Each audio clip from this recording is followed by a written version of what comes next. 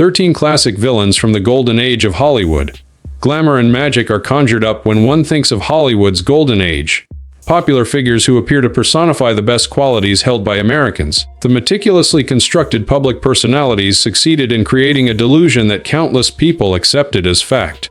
Hidden beneath this immaculate exterior was a seedier side of Hollywood, where studios covered up wrongdoing, powerful people abetted abusive behavior, and famous faces lived underground lifestyles characterized by predatory behavior, moral decay, and violence. This wasn't just a group of imperfect people. Individuals familiar with them from behind the scenes described them as hideous beasts.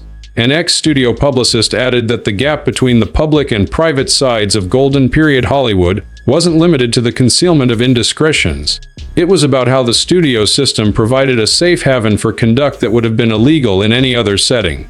Our 13 most sinister Hollywood figures from yesteryear are here now. Hollywood actors whose public personalities concealed troubling habits that made their co-workers afraid of them. Studios shelled out a ton of money to keep them safe, and victims did nothing for decades instead of taking on the formidable structures that protected these abusers. It is I, sir. One of them is Wallace Beery, the murderer who escaped punishment. Wallace Beery won an Oscar for his portrayal of a tough but endearing figure in The Champ, and he captivated audiences as Treasure Island's Long John Silver. Behind this grandfatherly movie persona was a man who was capable of terrible brutality. A film historian claimed that he was accused by numerous Hollywood insiders of getting drunk and killing Three Stooges founder Ted Healy, a comic. Healy and Beer got into an argument on December 21, 1937, while Healy was drinking at the Trocadero nightclub. Healy passed away a few hours later from what was formally diagnosed as toxic nephritis, but which many thought was actually the consequence of a brutal beating. Beer, who was notorious for his violent outbursts, was said to have given the deadly blows due to the dubious circumstances surrounding Healy's death. Reportedly, MGM execs wasted little time in securing their prized talent. According to an industry journalist, Beer was relocated overseas by MGM as the studio hid the incident with hush money. Reportedly, the studio bribed prospective witnesses and orchestrated a cause of death that was deemed innocuous. During inquiries, Beer was kept at arm's length by being dispatched to Europe on a prearranged trip. Even Beer's on-set behavior, especially his treatment of kid players, was tarnished by his violent image. Later, Mickey Rooney, who had worked with Beer, recalled incidents that exceeded the ordinary in terms of intensity. His biographer stated that he was notoriously harsh toward child actors, one of which was Mickey Rooney. Between takes, Rooney said, Beery would physically threaten the child actors. Even if Beer had been threatening his young co-star off camera, the sequences that fans perceived as touching typically occurred right after. Beer kept appearing in kid-friendly films that made him look charmingly naughty instead of menacing, even though everyone knew he was aggressive and might have been involved in Healy's killing. This exemplifies MGM's remarkable ability to safeguard important assets notwithstanding their personal behavior. Go ahead and do it. 2. The vicious swashbuckler Errol Flynn. With his stunning good features and magnetic on-screen presence, Errol Flynn was the quintessential renegade hero of 1930s and 1940s Hollywood. The man whose actions toward young ladies led to one of the most infamous trials in Hollywood's history was hiding behind this noble persona. Ran afoul of the law in 1942 for allegedly assaulting 2 minors, according to a legal scholar. Having sexual contact with Betty Hansen, 17, and Peggy Satterley, 16, were among the charges against Flynn. As Flynn faced possible jail time for what prosecutors characterized as a history of preying on defenseless young women, the case garnered significant media attention. Claims that Flynn exploited his fame to entice teens to secret locations were among the alarming revelations exposed during his trial regarding his predatory behavior. It was more about Flynn's celebrity power and legal team than his innocence, as he was acquitted despite considerable evidence. Author of works concerning Hollywood scandals made the observation that the subject has a reputation for grooming, violence, and coercion. During Flynn's trial, just 2 of the many cases involving girls under the age of consent were brought to light. However, those in the know were aware of many more. Isolating vulnerable young ladies, dosing them in booze, and utilizing his fame and stature to frighten them were standard components of his strategy. The way Flynn dealt with the grave accusations was the most troubling. It appeared as though Flynn was enjoying the attention that came with the accusations of predatory behavior, rather than trying to keep a low profile. A film historian claimed that even after the trial, he continued to boast about his achievements and maintain a devil-may-care attitude. The statutory assault accusations were openly acknowledged in Flynn's adoption of his nickname in Like Flynn. He played the role of the unrepentant libertine instead of displaying contrition. Flynn's story shows how appealing on-screen personas may overshadow troubling facts in the minds of the general population. Despite facing major criminal accusations and a reputation for preying on females under the age of 18, Flynn's alluring screen persona has mostly eclipsed his shadier past, leaving a more favorable impression of him as a charming renegade than an accused predator. Lou, I was an attentive listener. I could always listen to suggestions and give them a go. The number 3. Uncle Bing Crosby, America's hardest working man. Bing Crosby was one of the few celebrities who succeeded in projecting an innocent, caring image. His soothing voice and easygoing demeanor made him the archetypal American dad figure. His kids said he had a horrific, abusive, and violent home life behind this carefully constructed public image. According to a writer who spoke with members of the Crosby family, despite his reputation as America's Christmas dad, his kids claim that he was a violent and abusive father who left them psychological scars from beatings. Going My Own Way, released in 1983 by Gary Crosby, startled Americans with its depiction of a childhood characterized by a father who imposed a regimen of discipline akin to that of the military through emotional indifference and frequent beatings. Crosby reportedly had his boys weigh in every week, and if they gained weight, Crosby would hit them with a towel-wrapped belt so as not to leave visible bruises, according to Gary's memoir and testimonies from his siblings. Along with the physical violence came the mental brutality, icy demeanor, harsh criticism, and unrealistic expectations. According to a family therapist, 2 boys committed suicide after enduring traumatic experiences as children. At the age of 51, Lindsey Crosby committed suicide. Dennis, at the age of 56, followed suit in 1991. Family members linked the trauma of Bing's program of emotional deprivation and physical punishment to both of their decades-long struggles with substance misuse and despair. The fact that Crosby's private actions ran counter to his public character was what made them so troubling. His own children had a parent who was icy aggressive and emotionally abusive, but America embraced him as the ideal father figure. An American popular culture scholar said that the fact that the Crosby boys were coerced into acting out their joyful home life is what made the story so terrible. If you believe Gary, those renowned Christmas specials where Bing is seen loving his family were frequently shot right after Bing had a violent outburst at home. The lads were coerced into telling a story that was not true in front of a national audience. How completely the United States of America might be tricked regarding its cherished symbols is shown in the Crosby tale. His children were still reeling from the impact of the horrific home life he had even after all these years. His voice had defined Christmas for generations. An asteroid near my tattoo. Exactly 4. The unstoppable predator, Kirk Douglas. Kirk Douglas's illustrious career was built on portraying principled and determined men. Rumor has it that Kirk Douglas in real life acted in a way that belied his heroic on-screen reputation, as alleged repeatedly by a variety of sources. According to an investigative journalist, accusations of rape against her sister Lana Wood and other biographers regarding Natalie Wood, who was 15 years old, have persisted for quite some time. Lana, Natalie's sister, made public statements claiming that Douglas sexually attacked Natalie at the Chateau Marmont Hotel when Natalie was 15 years old, lending credence to the accusation. This wasn't a friendly meeting, but rather a brutal assault that Lana says devastated her sister. According to reports, the purported attack on Wood was not a unique incident. Behind the scenes in Hollywood, Douglas had a reputation for violent behavior toward women throughout his career. According to a film historian who spoke with many actresses from that time, there were rumors of violent and frightening behavior toward women both on and off set. A number of women shared distressing accounts of encounters involving offensive remarks, unwanted physical contact, and even more severe types of coercion. Studio fixers hid these rumors from the public despite their widespread circulation in the business. Being able to avoid punishment due to his position of power made Douglas's alleged behavior all the more heinous. Douglas, who rose to prominence as a major Hollywood actor and strong producer, put victims in a situation where they could do little to stop him and had good cause to be afraid for their safety. A former studio executive made the astute observation that Douglas was practically untouchable. Nobody dared to confront his behavior because of his reputation. It is clear from the Douglas case that the power structures in Hollywood protected their assets, allowing stars like Douglas to allegedly engage in predatory behavior with virtually no consequences for themselves or their careers. The incredible efficiency of the machinery that concealed Hollywood's darkest secrets is revealed by the fact that major claims might stay hidden for decades, only making their full appearance after Douglas had lived a life of acclaim. The number 5. Fatty Arbuckle, the comic who rose to fame. Despite his prominence in silent cinema, Roscoe Fatty Arbuckle became associated with controversy in Hollywood after actress Virginia Rapp's death after a party in his hotel's suite sparked one of the first great criminal trials in the business.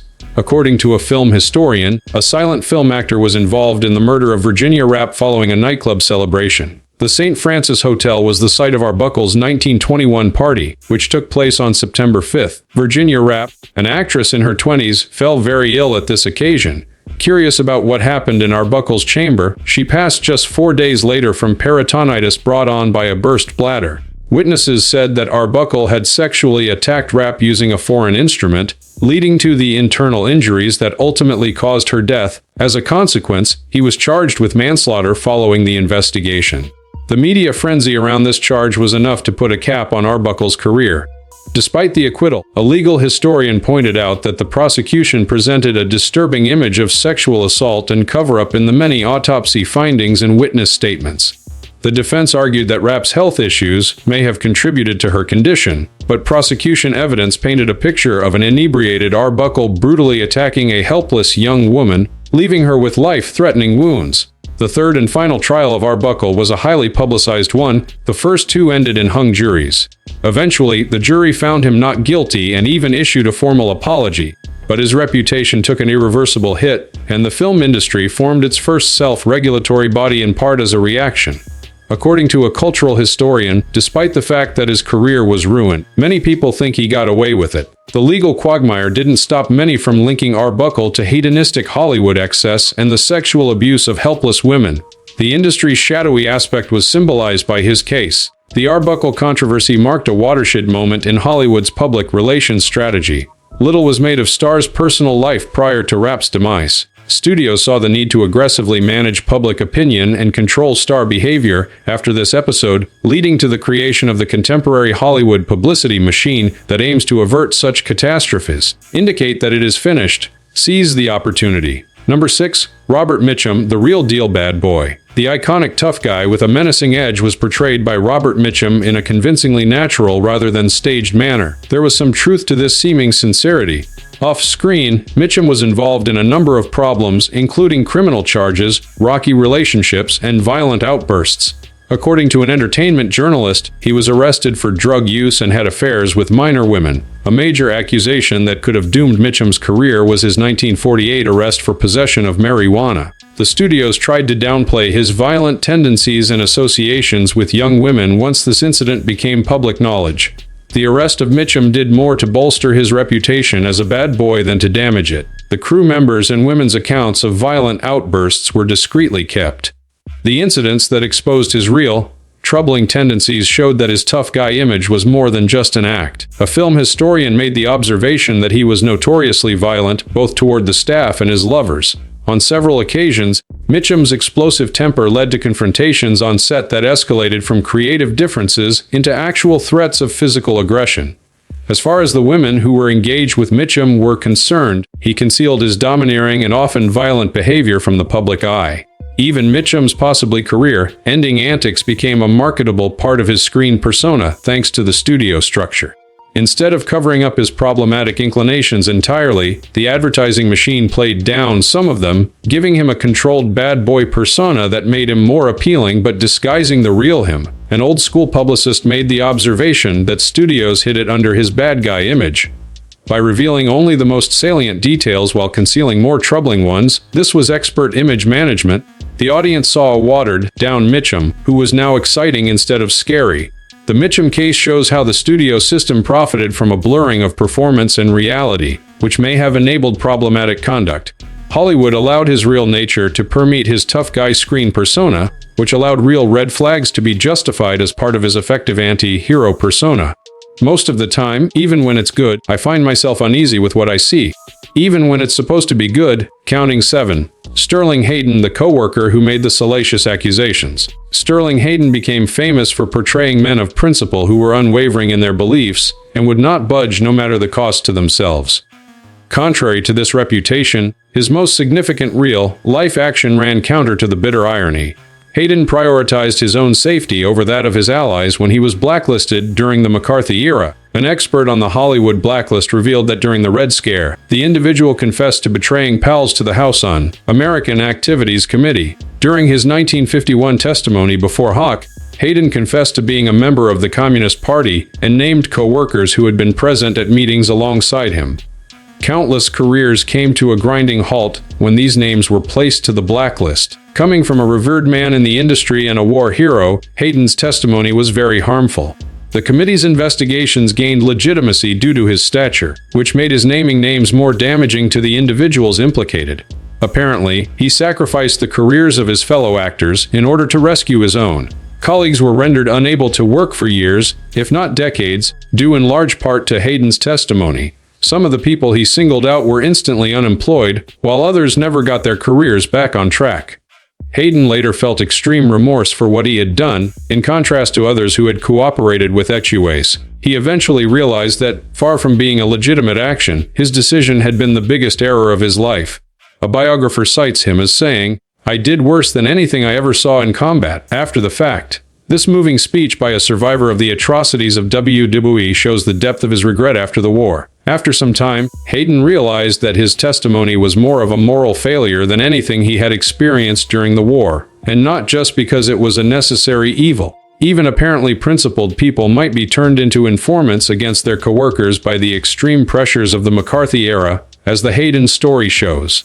Moral bravery is most valued when it comes with the greatest personal sacrifice, and his story shows that even people who gain from compromises in the short term might end up regretting it if they don't keep their courage. A total of 8. I Am Charlie Chaplin, the comic whose pattern of behavior is predatory. In The Little, Charlie Chaplin crafted the most endearing character in film history, a helpless little girl whose relatability touched people all across the globe. This portrayal of Chaplin as an advocate for the defenseless is in sharp contrast to his documented history of having sexual relations with minors. Several underage girls he wed, including one at the age of 16. According to his biographer, in 1918 Chaplin married Mildred Harris, who was only 16 years old, while Chaplin was 29 years old. Lita Gray, who was married to Chaplin in 1924 at the age of 16, had a young age when they started dating. She was 50. Chaplin was 35 years old at the time. Chaplin was able to dodge a possible statutory assault charge by getting married after Gray became pregnant. In addition to these valid marriages to minors, Chaplin was the target of many paternity lawsuits and claims that he had illicit connections with other young ladies. As pointed out by a legal historian, these cases comprised more than just consenting relationships with adults. They also included allegations of abuse and manipulation of extremely vulnerable young women who were involved in several paternity claims. Joan Barry's 1943 case, in which she asserted Chaplin's paternity, is the most infamous. The court ignored the results of the blood testing that showed Chaplin was not the biological father and nonetheless ordered him to pay child support. He had a terrible reputation before this case, and his history of hookups with young ladies. The actions of the Chaplin came to the notice of both the general public and the federal authorities. He was effectively exiled during the McCarthy era due to the FBI investigating him for his contacts and questionable political beliefs. Historian explains that he was subject to an FBI investigation and then exiled from the United States for a long time because of his immoral reputation. Attorney General James McGranary essentially banished Chaplin from the nation where he had established his profession when he revoked his re-entry permit in 1952, the year he departed the U.S. Even if his political beliefs were considered, the proof of his immorality came from his own actions, particularly his history of having sexual relations with minors.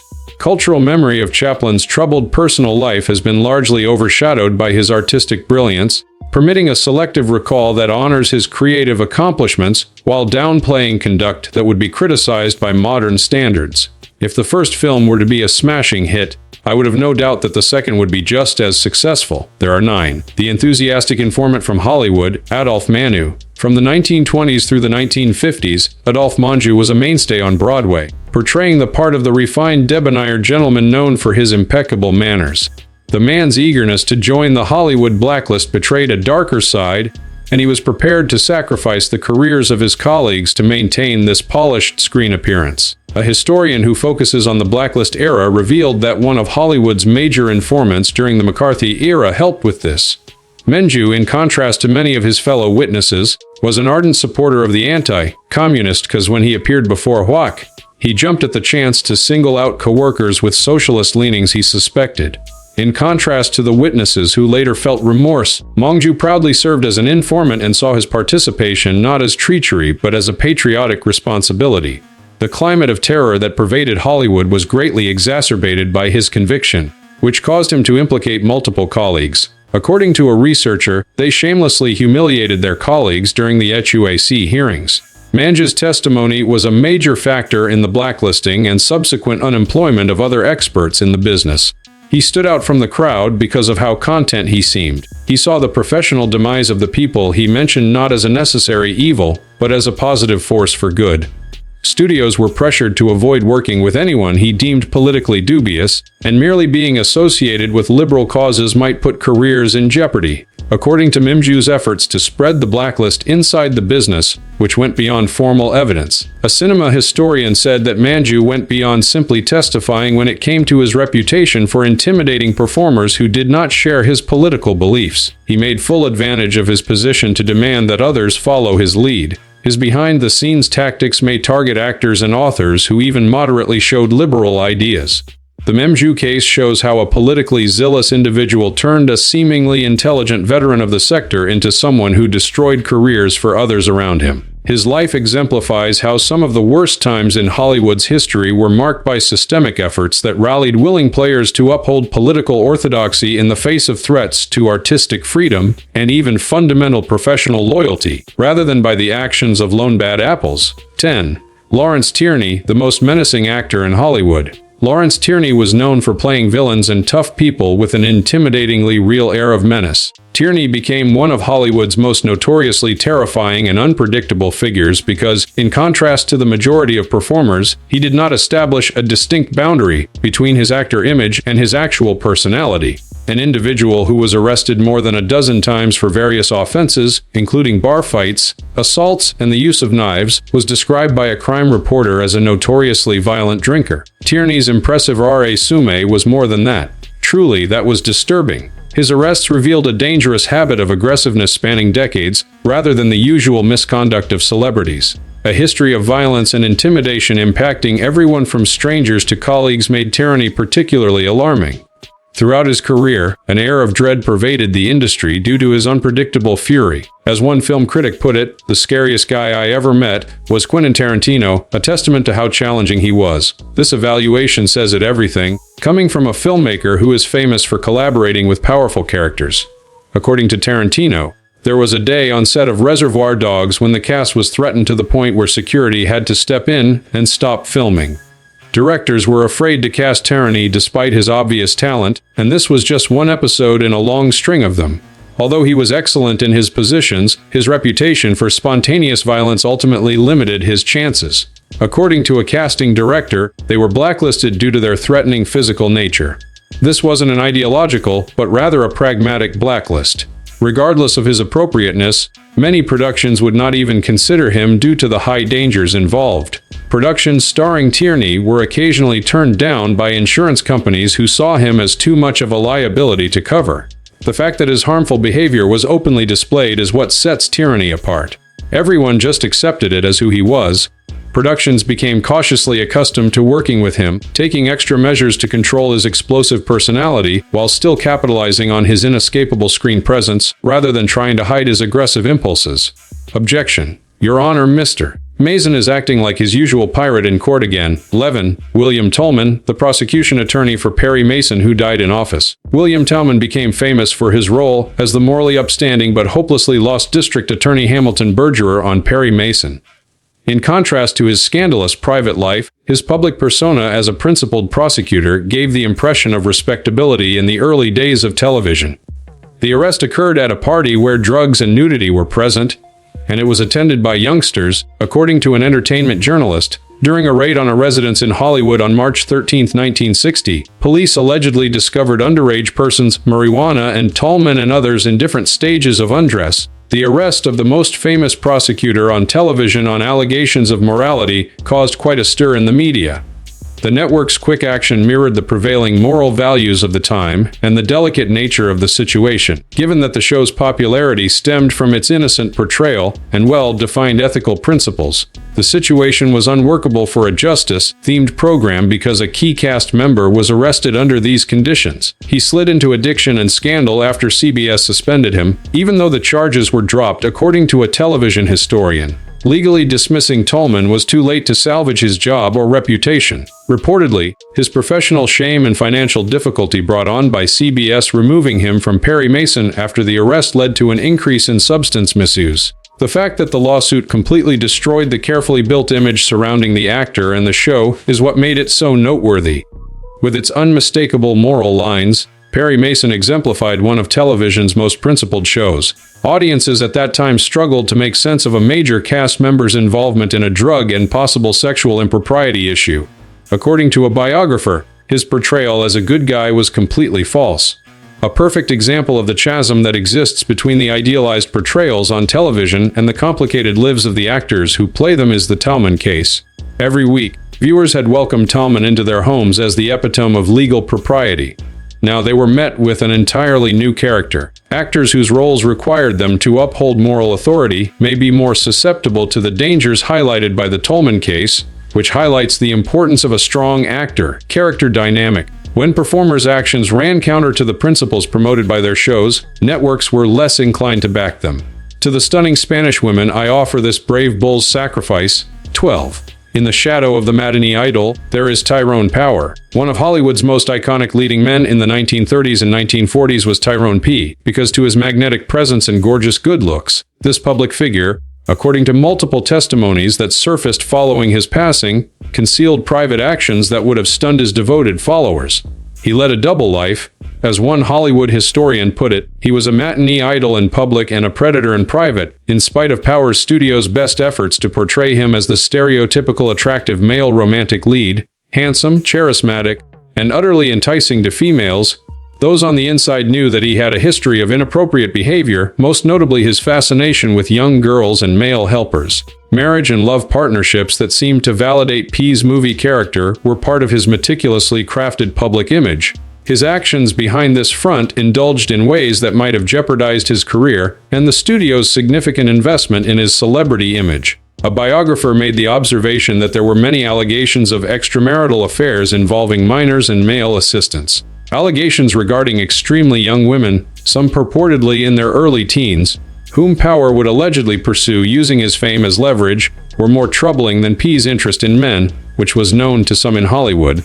The studio's extreme measures to safeguard P's reputation are what made his case noteworthy. The machinery of deceit ran at full speed, in contrast to stars whose behavior was controlled by limited damage control, because Power was such a valuable property. According to a journalist, biographers have proven that the studio covered up abuse for decades. There were publicists, fixers, and legal teams inside 20th Century Fox whose sole purpose was to protect P's reputation.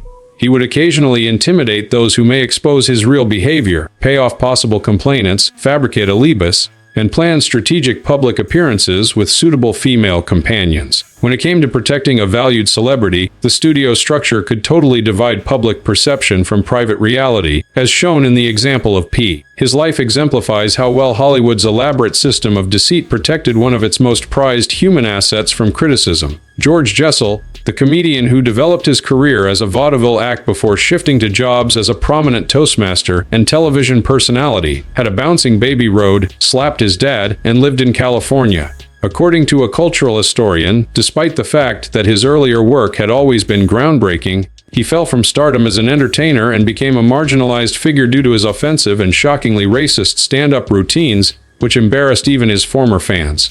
This trend persisted all the way into the 1970s. Many of Jessel's contemporaries adjusted to changing tastes, but he persisted in singing songs that used racist slurs and cliches much into the civil rights movement and beyond, much to the dismay of both fans and business leaders. What set Jessel's case apart was his stubbornness in not updating his work even after it became abundantly evident that it did not meet the requirements of acceptable entertainment. Despite the significant shifts in racial attitudes in American society, Jessel persisted in presenting comedic material from a bygone, less progressive age. An offending individual was blacklisted from numerous discussion shows, according to a television producer. Major talk show bookers put Jessel on an informal, do not book, list in the 1970s as a result of the litigation risks associated with his appearances. The hosts and networks couldn't defend him any longer when he continued to use racist slurs and offensive descriptions during live broadcasts. What sets Jessel apart from conventional American ideals on issues of civil rights and racial equality goes beyond his performances. A journalist made the observation that they were not merely parts of an antiquated comic act, but rather seemed to represent his true personal views. He openly ridiculed civil rights leaders and provided solace to anti-Semitic monarchs. Even though he was Jewish, Jessel backed conservative governments that had anti-Semitic records when they agreed with his views. In a similar vein, he would openly belittle civil rights activists, making fun of their worries and their work. The story of Jessel shows how societal norms can shift, making once accepted forms of entertainment not only irrelevant but potentially insulting. The public's changing taste caught up with those whose careers were founded on content that previous generations had accepted. His story is a reminder of that. The 13 stories here show another reality of Hollywood that is very different from the one the public sees. A field where abuse of power was common, studio protection covered up atrocities, and carefully crafted public personas frequently masked unsettling personal truths. Studio systems in Golden Age Hollywood were more than simply a way to make movies. They were elaborate systems of image management put in place to safeguard precious assets from the public eye. No matter how they acted in private, it was possible for celebrities to engage in behavior that would have been considered criminal or career-ending for the average person because of this system that utilized publicists, fixers, attorneys, and occasionally contacts to the police. The structural basis of Hollywood's protection regimes is shed light upon by these past examples, which makes them particularly relevant. This wasn't just one person's wrongdoing. It was representative of a systemic problem in the industry that puts profit above responsibility, victim protection, or basic ethics. No one in particular envisioned the apparatus that protected Barry, Flunn, and Douglas from consequences. There was a tried and true method that any performance thought was important enough to need security for. The fact that these institutions were so good at differentiating between public perception and truth, producing iconic cultural characters whose real actions were frequently abhorrent, is probably the most unsettling thing. Millions of fans believed they knew stars whose actual personalities were concealed behind studio-created fictions, and they formed emotional attachments to these characters despite little connection to the real people. These incidents are significant reminders of how easily power can shield individuals from responsibility, how well systems can be designed to safeguard assets irrespective of their behavior, and how meticulously public perception can be maintained. It is not just the crimes committed by each of these 13 villains that will be remembered, but also the industry that enabled them. In this system, human costs and ethical concerns were always pushed to the back burner in favor of financial gain and star power.